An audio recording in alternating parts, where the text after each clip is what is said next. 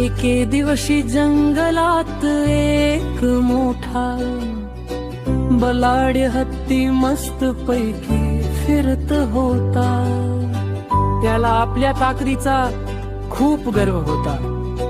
रस्त्यात त्याला एक लहानशी मुंगी दिसली.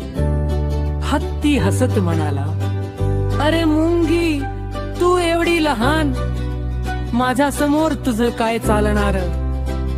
मुंगी शांतपणे म्हणाली, आकाराने लहान असले तरी बुद्धी आणि धैर्य महत्वाचं असतं. हत्तीने तिची खिल्ली उडवली. त्याने मुद्दाम पाय उचलून मुंगीला घाबरवायचा प्रयत्न केला. तेवढ्यात मुंगी चपळाईने हत्तीच्या सोंडीत शिरली. हत्तीला खूप गुदगुल्या झाल्या, त्रास झाला. तो इकडे तिकडे धावू लागला, पण मुंगी बाहेर येईना. शेवटी हत्तीने हात जोडले आणि म्हणाला, मला माफ कर मुंगी, आता कळलं, लहान असो वा मोठा, सगळ्यांचा आदर करायला हवा.